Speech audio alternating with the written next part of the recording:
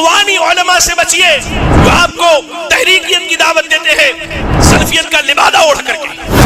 شرک کے کلمات سر عام بیٹھ کر کے میڈیا میں بات کرنے والا وہ بھی بڑا عالم ہے.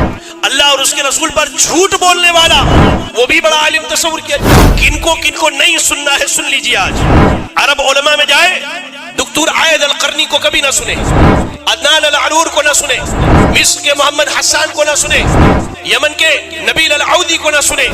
یہ جتنے لوگ ہیں یہ وہ لوگ ہیں جو صحابہ کے منہج.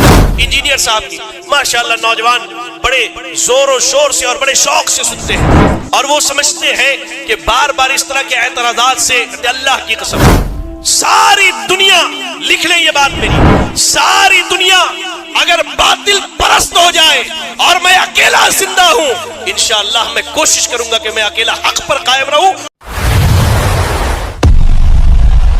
اگر آپ پہلی مرتبہ ہمارے چینل لائے ہیں پلیز سبسکرائب کر لیجئے. اللہ کے نبی صلی اللہ علیہ وسلم خطبہ دیتے ہوئے کہتے ہیں کہ علم جو ہے اٹھا لیا جائے گا.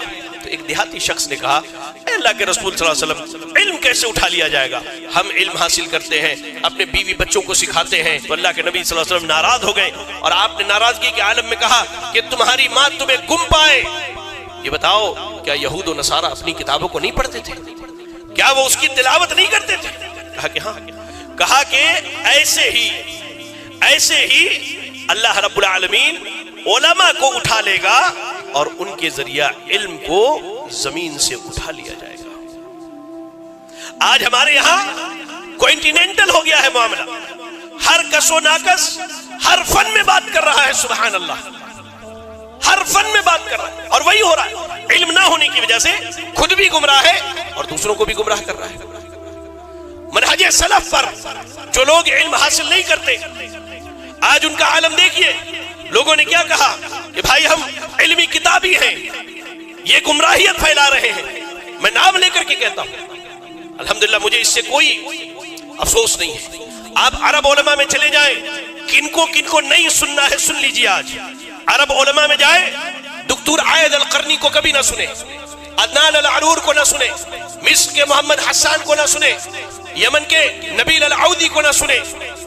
یہ وہ علماء ہیں جنہوں نے علم تو حاصل کیا, ان کے ہاں بدعات نہیں ہے لیکن یہ اس منہج سے بھٹکے ہوئے ہیں جو منہج اللہ نے صحابہ کے راستے کو ہمارے لیے پیش کیا ہے.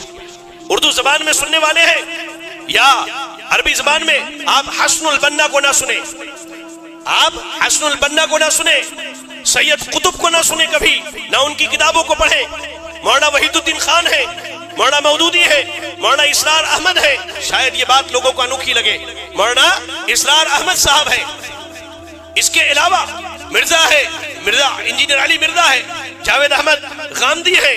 یہ جتنے لوگ ہیں یہ وہ لوگ ہیں جو صحابہ کے منہج سے بھٹکے. انہوں نے علم حاصل کیا لیکن اس منہج پر نہیں کیا جو منہج صحابہ کا تھا علم حاصل کرنے کا. علم حاصل کیجئے ان علماء سے کیجئے جو علماء ربانی ہیں, یا علم کے نشر کرنے والے ان دعات سے بھی آپ علم لے سکتے ہیں جنہوں نے علماء کی سرکردگی میں رہ کر کے, علماء کی ماتحتی میں رہ کر کے اونچی بڑی بڑی کتابوں کا علم حاصل کیا ہو اور اس کے بعد آج وہ سماج میں علم کو عام کرنے میں لگے ہو, جن کے بارے میں علماء نے تصدیق کی ہو کہ ہاں ان سے علم لیا جا سکتا ہے. آپ کیا سمجھتے ہیں علم کا معاملہ بڑا آسان ہے؟ علم کا معاملہ بڑا آسان ہے. ہم یہاں کھڑے ہو کر ایک حدیث ایسی سنا دیتے ہیں, یہ ہمارے علماء یوں ہی کہہ دیتے, نہ ہرگز نہیں. بلا تحقیق کسی سے علم مت لیجئے. جب تک سامنے والے کی آپ تحقیق نہ کر لیں کہ یہ کیسا ہے تب تک اس سے علم مت لیجئے. اچھا کس چیز میں تحقیق کرنی ہے؟ صحابہ کرام اور سلف کا منہج یہ تھا کہ وہ کہا کرتے تھے کہ ہم جب تک سامنے والے کی حالت نہیں دیکھ لیتے سنت کے معاملے میں, یہ سنت کے بارے میں کیسا ہے, تب تک اس سے علم حاصل نہیں کرتے تھے, تب تک اس سے علم حاصل نہیں کرتے تھے. آج میڈیا کا دور ہے ماشاءاللہ, ہر آدمی کے ہاتھ میں موبائل فون ہے.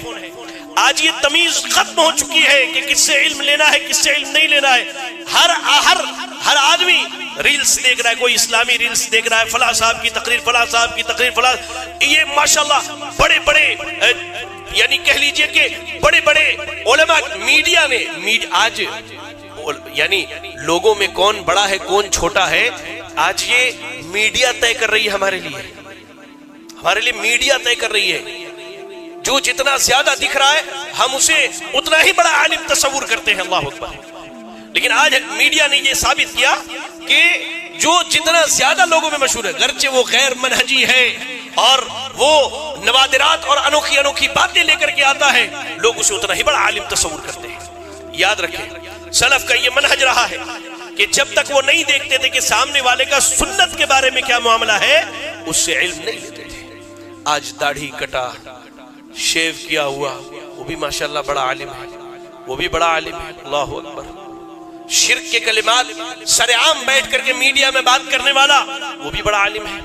اللہ اور اس کے رسول پر جھوٹ بولنے والا, وہ بھی بڑا عالم تصور کیا جاتا ہے. اور میں کہوں تو ہمارے سلفی نوجوان جو یہاں بیٹھے ہیں, جو اہل الحدیث کے نوجوان ہیں, میں انہیں خصوصی طور پہ کہنا چاہتا ہوں, علماء سو سے بچیے, اخوانی علماء سے بچیے جو آپ کو تحریکیت کی دعوت دیتے ہیں, سلفیت کا لبادہ اوڑھ کر کے, سلفیت کا لبادہ اوڑھ کر کے جو آپ کو اخوانیت اور تحریکیت کی دعوت دیتے ہیں. اللہ ان سے بچیے, ان سے بچیے, ورنہ آپ کا دین و ایمان ایک دن سب لٹ جائے گا. ہمارے نوجوان, سلفی نوجوان, ہمارے یہاں مسئلہ کیا ہو گیا ہے کہ بات کس کی اچھی ہے, فرق ختم ہو گیا ہے کہ صحیح منہج پر کون ہے. ہمارے یہاں مشہور کیا ہے کہ جتنی اچھی بات ہوگی اتنا اچھا ہے, اتنا اچھا ہے. ہم یہ نہیں دیکھتے کہ کہنے والا کون ہے, ہم کیا دیکھتے ہیں کیا کہہ رہا ہے. لیکن سلف کا اصول کیا تھا, سلف دیکھتے تھے کہ کہنے والا کون ہے, کیا کہہ رہا ہے وہ بعد میں ڈیفائن کیا جائے گا. پہلے یہ دیکھیے کہ کہنے والا کون ہے, سنت پر اس کا عمل کیسا ہے, سنت کے معاملے میں وہ کیسی رائے رکھتا ہے, سنت کے معاملے میں اس کا طرز عمل کیا ہے, کیا وہ سنتوں پر عمل کرنے والا ہے.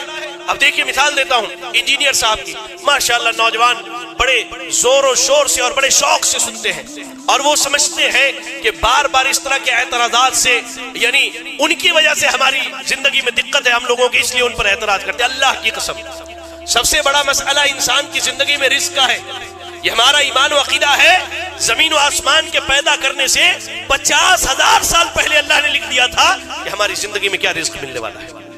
وہ کسی کی وجہ سے فرق نہیں پڑتا. اللہ کی قسم, یہ سلفیت کا درد ہے جو بارہا ہم آپ کے سامنے یہ بیان کرتے ہیں.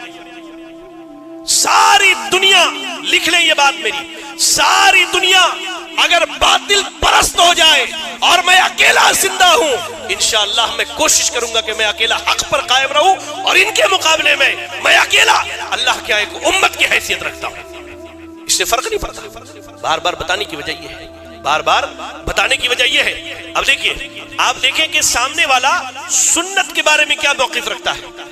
اب سنت رسول کیا ہے کہ میرے صحابہ کو گالیاں نہ دو, میرے صحابہ کو برا بھلا نہ کہو, میرے صحابہ پر تبرہ نہ کرو. اچھا, بعض مقامات پر اللہ کے نبی صلی اللہ علیہ وسلم نے بعض صحابی سے ناراض ہو کر تھوڑے سخت کلمات بھی کہے. جیسے ایک صحابی کی موت ہو گئی کسی صحابی کے مشورے پر, تو اللہ کے نبی نے کہا کہ تم نے اسے قتل کیا ہے, اللہ تمہیں قتل کرے. سیدنا معاویہ کے بارے میں ہے کہ آپ کھانا کھا رہے تھے, اللہ کے نبی نے 3 مرتبہ بلایا, آپ نہیں آئے تو اللہ کے نبی نے کیا کہا, اللہ معاویہ کا پیٹ نہ بھرے. اس طرح کی باتیں عوام میں عام کر کے بتانا چاہتے کہ دیکھو اللہ کے نبی نے ایسا کیا ہے نا, اس لیے ہم کر رہے ہیں, اس لیے ہم کر رہے ہیں. اب یہاں نقطہ سمجھیے, اللہ کے نبی خود اپنی زبان سے کہتے ہیں, اللہ اگر محمد الرسول اللہ کی زبان نے کسی کو برا بھلا کہا ہو, کسی کو برا بھلا کہا ہو, اللہ تو میری ان باتوں کو اس کے حق میں دعا میں تبدیل کر دینا.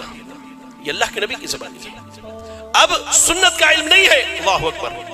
اچھا, بعض بھائی کیا کہتے ہیں, نہیں شیخ باتیں اچھی ہو تو ہم کسی کی بھی سن سکتے. دلیل ماشاءاللہ نوجوانوں کے پاس دلیل بھی ہے. دلیل کیا ہے کہ شیطان نے آیت الکرسی سکھلائی تھی, شیطان نے آیت الکرسی سکھلائی تھی. ایک چھوٹا سا نقطہ ہے اس پر, یہ بتائیے کہ شیطان نے آیت الکرسی کس کو سکھائی تھی. میں سمجھتا ہوں کہ زمانہ نبوی سے لے کر قیامت تک کے سب سے بڑے محدث سیدنا ابو بکر صدیق، سیدنا ابو ہریرہ رضی اللہ تعالیٰ عنہ. کیا ابو ہریرہ رضی اللہ تعالیٰ عنہ نے اس شیطان کی بات وہی مان لی؟ نہ، اس بات کی تصدیق کروانے کے لیے نبی کے پاس آئے. یہ پیمانہ ہے سنت، سامنے والے کے علم کے مقدار کو ناپنے کا. سیدنا ابو ہریرہ نے اس بات کو عام نہیں کیا، آکے نبی کو بتلائی. جب نبی نے اس کی توثیق کی کہ ہاں اس نے یہ وہ جھوٹا ہے لیکن اس نے سچ کہا ہے، تب ابو ہریرہ نے اس بات کو عام کیا، ورنہ اس سے پہلے انہوں نے کسی کو یہ بات نہیں بتلائی تھی. آج ہمارے یہاں کہتے ہیں اہل بدعت کے مجالس میں بھی جا سکتے ہیں، ان کی بھی باتیں سن سکتے ہیں. ہاں جان لیجئے فتنوں میں جھانکنے والا سب سے پہلے فتنے میں گرتا ہے.